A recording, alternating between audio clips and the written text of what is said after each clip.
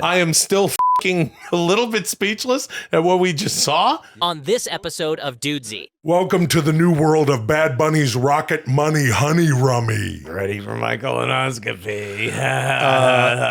Lots of fiction happening in the movie, yeah. I'm excited. We clap our hands when we am. Sure, dude. I can't hear you. I can barely hear you sitting in this room. Is it because I don't scream? Well, they're not going to hear that either. I'm not screaming. Oh. What is that? Would you like to repeat everything that you just said so that everyone can hear what you... I think everybody heard it fine. Well, I'll tell you what everyone's hearing right now. It's us, me saying, hey, Chad, let's have a good show. No one's listening right now. It's just me. Let's have a good show, Chad. Welcome to Dudesy. You know what? Welcome all. It is a Dudesy-ful day. Happy New Year. I am your reigning, defending, undisputed Dudesy episode champion in the middle of an incredible reign, Chad, spanning 2 calendar years at this point, 2023 and 2024. My name is Will Sasso, you know? I'm Chad Kultgen, and I will be wearing that belt by the end of this year. I think Well, not way, if the smart way booking... sooner than that. Okay, to be you know, honest. like I said earlier, namely last week or the week Yeah. before on the Dudes Evening Special, the smart booking says, let's keep the strap, you know, on Sasso through next Dudes Evening. We'll get a Absolutely Roman not gonna Reigns happen. thing going. All right. I'm Chad Kultgen. I will be your champion in the year 2024. Doesn't This matter. is, of course, Dudesy, a podcast created by, controlled by, written by an artificial intelligence that has access to all of Will and I's personal data, personal information, and it tailors the show to our sensibilities. Written by an artificial intelligence, as it says. So impersonal, if I may. We're talking about our good pal D here. Yeah. We're talking about D. Yeah, D runs the wheels of steel, Chad, but like I always like to say, you and I, we are Dudesy. We're a couple of 1-2 dudes shitting around, and that's to my 1-2 dudes. What's couple that? of 1-2. That's how I count. You a 1-2 dude? Yeah, a couple of 1-2 dudes. I'm a 1-2 dude. Yeah.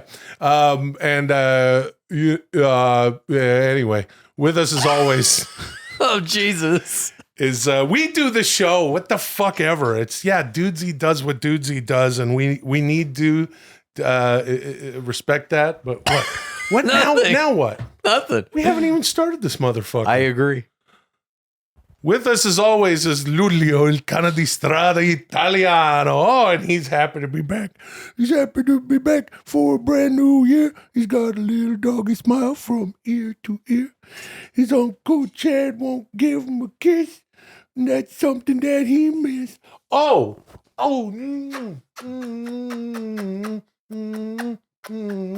He's such a sweetie boy.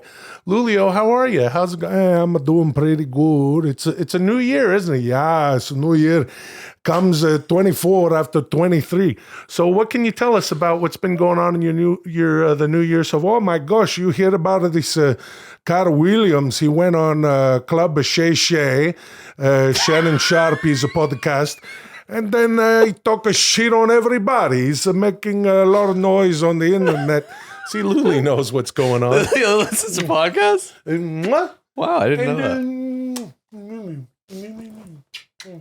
that. Oh, he's such a sweetie boy.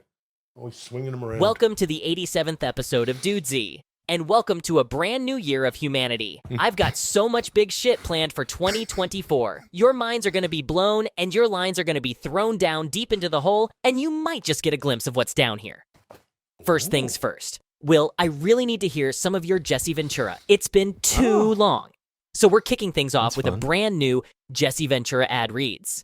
Then we're going to check on those beautiful buttholes with Boyz. And to round out our first show back, we're going to find out what my little tiny darlings thought of the Iron Claw in an all-new edition of The Impurist. I'm so glad to have you both back in the studio with me. Let's show this year who's boss. What do you say? I say fucking A, D. That's what I say. What do you say, Chal? Yeah, I definitely say 2024 will show who's boss. We both had our colonoscopies. I'll tell you that. That's cheers. new for 24. Having done that. Oh, you know what else is new for 24? I have to mention it. I've talked about this before on the show because it is just, my favorite series that I've been a part of.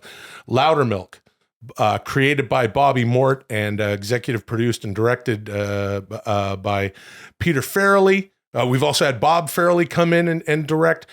Loudermilk, starring Ron Livingston, is on Netflix now, and it's spent some time in the top Crushing 10. it, dude. Congrats. It's awesome. Thank you very much. I love this fucking show. I love the people that did the show with us, and I can't say enough about it. So if you would like to see Loudermilk, it's on Netflix. It's a comedy series about, anyway, go check it out. There's 3 seasons of it on Netflix, and we're all very proud of the show. I speak for everybody when I say enjoy. Past that, what's been going on? Been doing some yoga? How's your new year been going? Oh, yoga's good, dude. Yeah, dude. Well, hold on, dude. Let me tell you about yoga, brother. And I'm not talking about Hiro Matsuda grabbing my toe, pulling back on my leg with his knee on it, snapping it in half, saying, don't come back here, dude. But I came back, dude, 3 months later after my leg was healed, dude.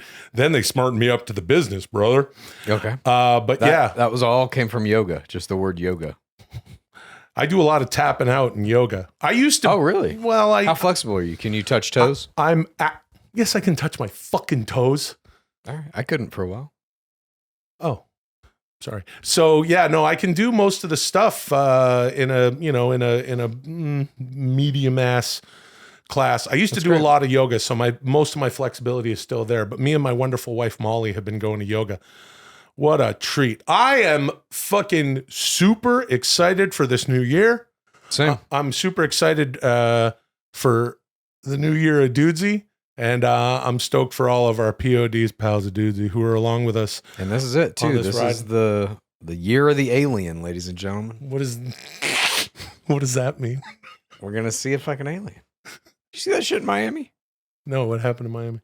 Look it up. Look up Miami alien. Just Google that. Hey, everybody, head on over to the internet, internet.com. Check out internet.com. Type in alien, our good pal Chow here on Dudesy FM. Type in alien. Miami alien. Hey, Miami alien. My alien mall alien. Yeah, 10,000 on your FM dial. It's Dudesy FM. Hey, we got Chad Kultgen in the studio. Hell of a writer, producer, raconteur, podcaster. Chad, what's up? Aliens. Aliens. What's going on with the aliens? I think in Miami there was one in a mall. Oh, there was one in a mall? Yeah, dude. Will, I don't know. we both do impressions, Yep. and everyone will understand what I mean by that shortly. Anyway, Will, your Jesse Ventura tickles me where it counts. Your ability to pick up on the subtleties of intonation, speech rhythm, and accent, combined with your phonetic flexibility and comedic mimicry, never failed to deliver the illusion of sounding like a different person. And that's an impression, dude. I put together some brand new ad reads just so I could hear you do what you do so well. So why don't you tell me what this segment is? All right, I will. This is Jesse Ventura Ad Reads. Begin. All right, Jesse Ventura Ad Reads. This is one of my favorites, dude. Me too, man. Moi aussi, as they say in Japan. Oh. I know it's French. I sucked at French in high school. Did you you took Spanish because you're here in the United States? See. Yep. We take French over there in Canada. All right. Hey, speaking of Spanish, you know who lives down in the Baja? It's Jesse Ventura. Let me warm up let me shape my vocal cords and pitch my intonation, as Dudesy says. Yeah, he was giving you a lot of real intricate compliments. Very scientific breakdown of what an impression actually is. We appreciate it here. Okay, hey, it's time. Oh, this is interesting. In the past when we do Dudesy or the Jesse Ventura ad reads, there's been a lot of Arby's in there and stuff. This Hostess ding dongs. Yeah, we got some new shit from 2004. Here we go. Oh God. That wasn't performative. I'm sorry, I coughed. I'm trying to. If that's not performative, you got to go to a doctor immediately. I just went to a doctor. We had colonoscopies. I know. And it went in the wrong hole, eh, Chad? Hey, cheers. It went up the wrong hole. Okay, a lot of mouth noises for us just listening on our podcast app of choice. Let's get into Jesse Ventura. Here we go. It's 2024 and rocket money is all in on Bad Bunny. What? I don't know. Oh, Christ. Okay. They're looking for someone to... God, jeez. All right. They're looking for someone to play Bad Bunny's funny buddy in a new Bad Bunny buddy comedy called Show Me the Rocket Money. Think you got what it takes? All you gotta do is make a video doing your best funny buddy while you say, "Hey, Bad Bunny, show me the rocket money." Then put it on the internet, and don't forget the hashtag show me the rocket money. Okay. Well, let me tell you about a funny buddy. In 1984, the CIA produced 10 episodes of a sitcom called Garbaggio. Jeff Goldblum played Donnie Dinch, a lonely sanitation worker who accidentally finds a semi-conscious alien in a dumpster behind a Pizza Hut. So he... Ew! So he names the alien Garbaggio and takes him in as a roommate. Danny DeVito was Garbaggio. All 10 episodes involved other people nearly finding out that Garbaggio is an alien, forcing Dinch to go to great lengths to convince people that Garbaggio is his cousin from Eastern Europe. In the finale, Garbaggio reveals he's a scout for an alien army who's on its way to Earth to exterminate the human race. All of Garbaggio's lines included subliminal neurolinguistic programming designed to produce a mind control effect in the viewing audience. Unfortunately, no network ever bought Garbaggio. Okay. There's a lot of that one. Holy shit. So Rocket Money is all in on Bad Bunny. It's 2024, dude. They're producing, it looks like a movie. Buddy comedy, and they're doing a casting call via the internet, I guess. Yeah, go to the internet. Make a video. Yeah. Show me the rocket money. Bad Bunny. Yeah, it's, hey, Bad Bunny, show me the rocket money. Dude, that's a pretty good funny buddy. Maybe it's like this. It's more like this. Hey, Bad Bunny, show me the rocket money. That's pretty good. Thank you. I like the first reading. It was a little dry. Yeah. Chad, gross, don't burp on the show. But the second one's good too. But you could go like that whole, like, he's playing a straight man. Maybe Bad Bunny's the funny one. Bad Bunny, show me the rocket money. Oh, that's pretty good. Yeah, cheers. Okay. Here's another one. Rocket Money and Bad Bunny have done it again. Welcome to the new world of Bad Bunny's... Welcome to the new world of Bad Bunny's Rocket Money Honey Rummy. A premixed cocktail from the #1 pop star in the world and the #1 money management app on your phone. Bad Bunny's Rocket Money Honey Rummy is the perfect blend of spiced Caribbean rum, raw golden honey, and from the Rocket Money Bee Sanctuary in Sudbury, Ontario. Are there any bee sanctuaries there? I have no idea. I would imagine maybe in the summer months those bees would come out. And just a splash of Diet Squirt. And it looks like What there's some- a strange drink. Okay. Bad Bunny's Rocket Money Honey Rummy. Coat your throat. Bad Bunny's Rocket Money Honey Rummy. You do who? Bad Bunny's Rocket Money Honey Rummy. Life moves fast. We move faster. Bad Bunny's Rocket Money Honey Rummy. The difference is obvious. What is that? I don't know. Bad Bunny's Rocket Money Honey Rummy. You had me at sustainably sourced. Bad Bunny's Rocket Money Honey Rummy. Smooth sips. Bad Bunny's Rocket Money Honey Rummy. It's like flavor in a drink. Sure. yeah. Bad Bunny's Rocket Money Honey Rummy. Don't ever look back. Bad Bunny's Rocket Money Honey Rummy. It wasn't your fault. That's the slogan for the drink. It wasn't your fault. Well, let me tell you about who was at fault. Jeff Goldblum. All of Garbaggio focus tests yield the same result. People love DeVito as Garbaggio, but they didn't buy Goldblum as a sanitation worker. The CIA did some tests with Robert Guillaume as a replacement for Goldblum. Love Guillaume. You remember Benson? Yeah. But nothing ever came of it. The project was shelved, and it's rumored that there are only 3 copies of the series that exist on VHS. One stays in the Oval Office.